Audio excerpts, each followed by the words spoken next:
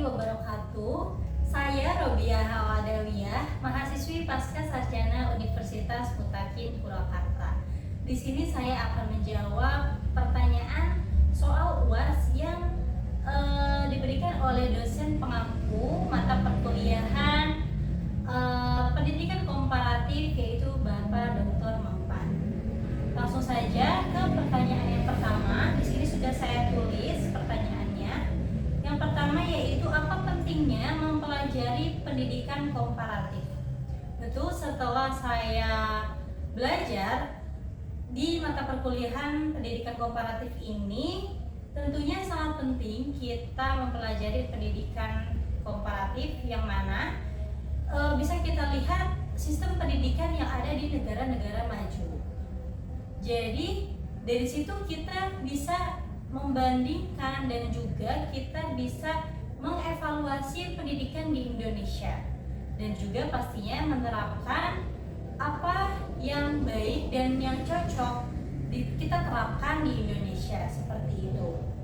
Lanjut ke soal yang kedua, yaitu bagaimana sejarah lahirnya pendidikan komparatif bisa memberi kita perspektif baru dalam meningkatkan sistem pendidikan nasional. Nah, sejarah lahirnya pendidikan komparatif ini muncul ketika kita, warga Indonesia tuh melihat sistem pendidikan negara maju. Bagaimana sih negara tersebut tuh bisa maju dan mereka tuh menerapkan sistem seperti apa. Nah, dari situ kita lihat dan pastinya kita bandingkan ya. Lalu kita modifikasi. Nah, dari situ Indonesia itu bisa melihat sistem yang ada di negara-negara maju di luar sana. Nah, maka dari situ muncullah pendidikan komparatif ini yang bisa kita terapkan di Indonesia. Selanjutnya, pertanyaan yang ketiga yaitu menurut Anda apa kelebihan dan kekurangan sistem pendidikan Indonesia dibanding negara-negara maju seperti Amerika, Jerman, dan juga Jepang. Jadi ini kelebihan dan kekurangan sistem pendidikan di Indonesia. Kelebihannya itu di Indonesia itu masih kental agamanya ya. Juga Indonesia itu masih suka bergotong royong dan juga menjaga sopan santunnya. Itu menjadi kelebihan yang ada di Indonesia. Sementara kekurangannya yang saya lihat itu, jadi Indonesia itu lebih mementingkan nilai ya daripada praktek lapangan seperti itu. Jadi di Indonesia itu anak-anak itu difokuskan kepada nilai dan nilai gitu ya, tanpa kita itu melihat hasil lapangannya seperti apa. Ya, berbeda dengan tadi negara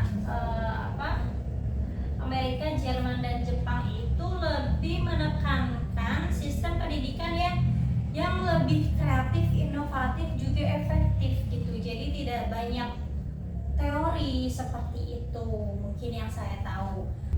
Oke, pertanyaan yang keempat yaitu mengapa negara seperti Jerman dan Korea Selatan sangat berhasil dalam mengembangkan pendidikan vokasi?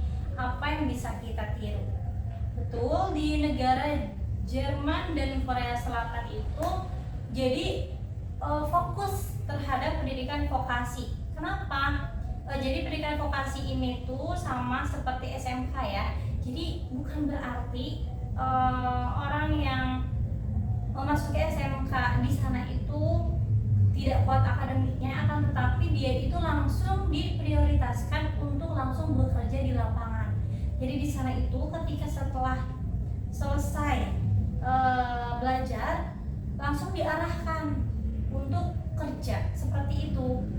Yang bisa kita tiru sih paling sistem pengarahannya dan juga fasilitas. Biasanya itu di Indonesia tuh kurang ya, malah biasanya di SMK tuh ya tidak diarahkan maunya kemana gitu, terus kerjanya apa, seperti itu.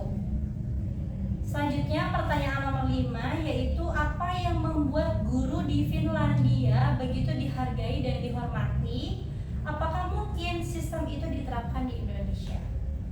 Betul, guru di Finlandia itu sangat dihormati. Kenapa? Karena proses pengrekrutan guru itu sangat ketat di sana.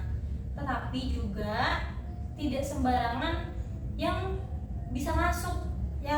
Tidak sembarangan guru, tidak sembarangan orang itu menjadi guru. Jadi di sana itu sangat ketat. Tetapi ketika dia sudah lulus menjadi guru, dia itu sangat dihormati di Finlandia itu, diberikan gaji yang sesuai dan juga sangat dibahagiakan. Perbedaannya dengan Indonesia ya mungkin yang bisa diterapkan mungkin yang bisa diterapkan di sini yaitu kita itu lebih ke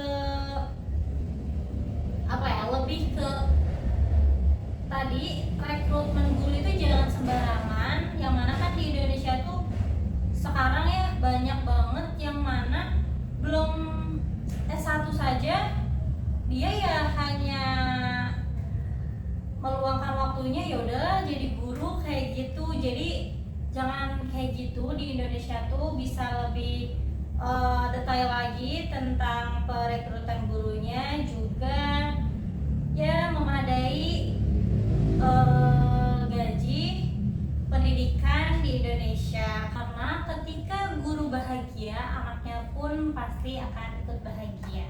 Oke, pertanyaan terakhir yaitu nomor 7 ya. Apa yang paling mencolok dari struktur kurikulum negara lain dibandingkan kurikulum di Indonesia saat ini? Kurikulum di negara lain itu lebih simpel, jadi lebih difokuskan kepada kebutuhan dan juga apa minat siswa gitu ya. Sedangkan di Indonesia ini tuh banyak banget mata pelajaran yang mana murid itu harus menguasai semua pelajaran tersebut. Nah, dari situ kan kurangnya jadi anak tuh bingung gitu diarahannya kemana, seperti itu. Mungkin cukup sekian yang bisa saya sampaikan, jawaban-jawaban dari soal mata perkuliahan pendidikan komparatif. Terima kasih. Wassalamualaikum warahmatullahi wabarakatuh.